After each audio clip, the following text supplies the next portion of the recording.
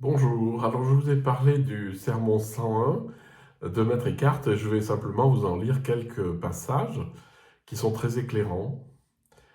Le texte du sermon est basé sur un passage biblique qui vient du livre de la sagesse.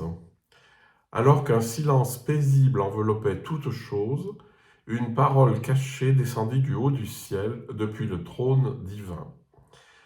Et donc, c'est un texte qui vient dans la liturgie autour de Noël, enfin sur Noël, pour la nuit de Noël, Dum Medium Silentium, qui est l'introïte de la nuit de Noël. Voilà ce que dit Eckhart. Nous entrons maintenant dans le temps de la nativité, c'est-à-dire de la naissance de Dieu, de Noël. La naissance que Dieu le Père réalise sans cesse dans l'éternité est aujourd'hui réalisée dans le temps de notre nature humaine. Vous avez la double forme, la naissance que Dieu le Père réalise sans cesse dans l'éternité, dans la Trinité, c'est-à-dire c'est la structure même du divin, une structure éternelle, est aujourd'hui réalisée dans le temps de notre nature humaine, c'est-à-dire que la nature humaine rentre dans cette grande naissance. Saint Augustin nous dit que cette naissance a lieu sans cesse. Mais il dit aussi que si cette naissance divine n'a pas lieu en moi, elle m'est inutile. En revanche, si elle a lieu en moi, elle est la source de tout.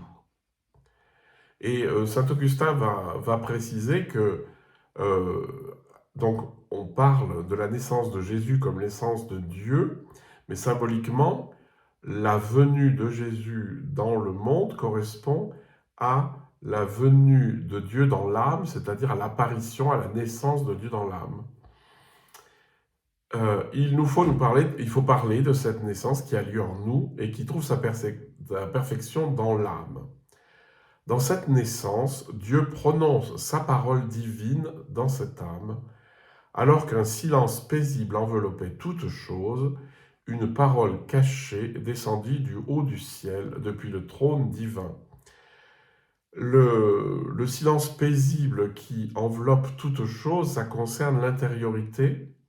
C'est à partir du moment où il se fait un grand silence, un silence paisible à l'intérieur, dans l'esprit, qu'une parole cachée, c'est-à-dire une parole qui n'apparaît pas de manière manifeste dans des mots, etc., descendit du haut du ciel depuis le trône divin, c'est-à-dire une parole divine qui vient de Dieu, descend. Alors, qu'est-ce que ça veut dire? La naissance de Dieu dans l'âme se produit lorsque Dieu le Père y prononce sa parole et que l'âme l'accueille. Pour cela, l'âme doit offrir le lieu le plus pur, le plus noble et le plus subtil dont elle soit capable, etc. Donc, si Dieu veut donner ce qu'il y a de plus noble à l'âme, il faut qu'il se donne lui-même.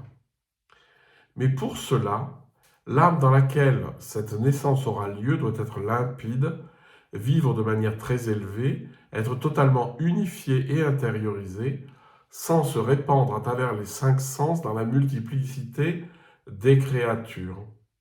Si l'état de cette âme est intériorisé, unifié et purifié, Dieu ne pourra rien lui proposer de moindre que lui-même. Et ça, c'est vraiment une clé centrale, c'est que à partir du moment où l'âme est sortie finalement des occupations de l'extérieur, c'est-à-dire sans se répandre dans les 5 sens, et qu'elle rentre en elle-même, l'état de cette âme est intériorisé, unifié et purifié, et Dieu ne peut que lui proposer lui-même.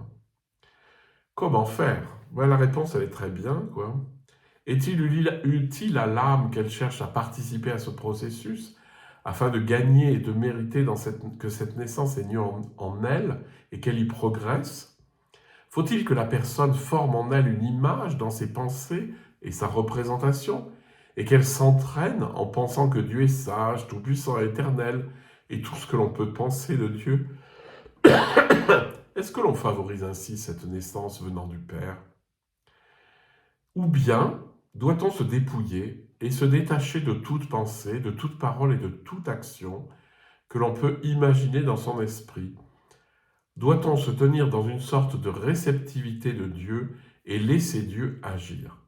C'est de cette deuxième manière que la personne se prépare le mieux à la naissance divine en elle. Donc pas d'effort, pas de représentation, pas de pensée, pas de prière qui demande ceci ou cela, une sorte de réceptivité de Dieu. En allemand, c'est Gottleiden, c'est-à-dire un subir Dieu, mais dans le sens positif, et laisser Dieu agir. Donc, se laisser agir de l'intérieur par Dieu dans le silence intérieur.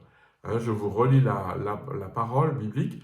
Alors qu'un silence paisible enveloppait toute chose, une parole cachée descendit du ciel depuis le trône divin. Une très belle citation.